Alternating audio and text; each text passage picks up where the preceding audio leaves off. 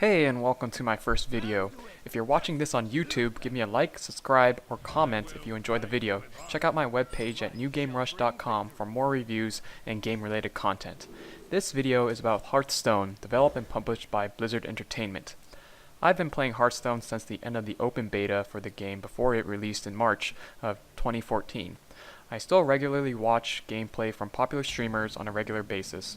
After all this time playing the game and watching top players, I have to admit that I'm terrible at the game, and that's okay. I've never gotten a rank above 12, and I rarely get 4 wins in an arena run. First, I wanted to mention what I like about the game that have me logging in each week. The design of the game is so simple and accessible that anyone can play.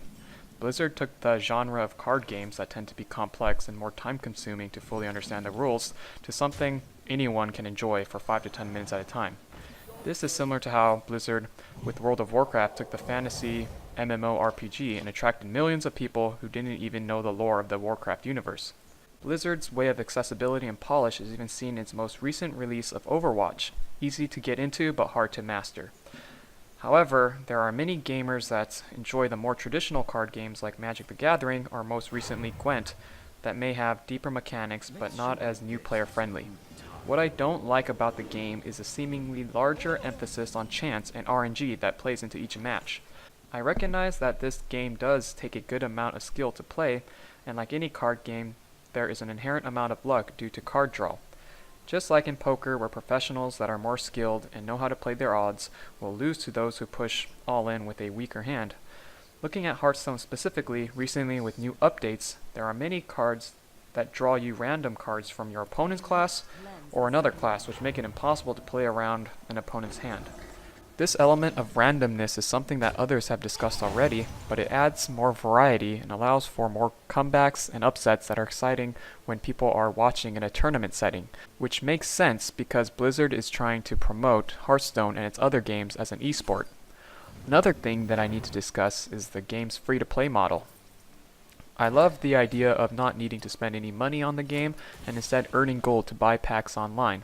But in reality, if you want to be competitive, you will need to spend a lot of money or even more time to build good decks that can climb the ladder and become legend rank. Top decks require around 10,000 arcane dust to create that may become obsolete after major patches or meta changes.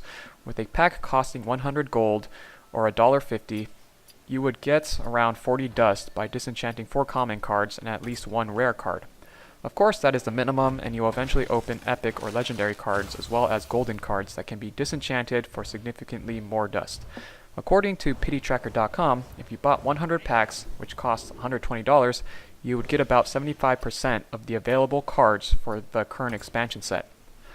I personally have only spent about $20 on the game after all this time, so I'm not complaining that you need to spend money to have fun. Also, there are many people building free to low-cost decks that can get high into the ladder, but most people would end up paying more than a full-price game each time a new expansion set comes out. If you look at this game like an MMO and don't mind paying $15+ a month, then you won't feel restricted when needing that 1 or 2 cards to complete your deck. However, with the discussion on major titles and loot boxes, I completely side with those that say loot boxes are basically gambling and a game's focus on microtransactions are ruining franchises. In Hearthstone, sometimes you'll get lucky and open that legendary card, bursting open with a flash of light and sounds, enticing you to open just a few more packs. Blizzard does a great job of making games fun, with a sense of progression and game design that is addicting. If you're an adult, I don't judge on how you spend your money.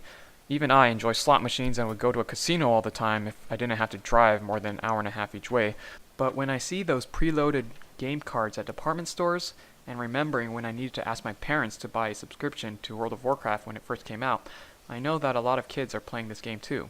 With more children growing up on mobile games that are designed to get kids hooked on games and buying virtual currency, I still consider Blizzard is doing it a better way, but I would prefer if microtransactions didn't exist at all. Thinking back on my childhood, I don't know how or why my parents spent so much money to buy games for me. Being Black Friday recently, I'm reminded on how expensive gaming can be, even when it's on sale. Anyway, I'm grateful that I have time to play games and can complain about first world problems. Thanks for making it to the end. I'd like to hear from you all too. leave a comment if you still play Hearthstone, and let me know what other free-to-play games do you play and are worth checking out. Alright, see you next time. This has been New Game Rush, and put your faith in the light.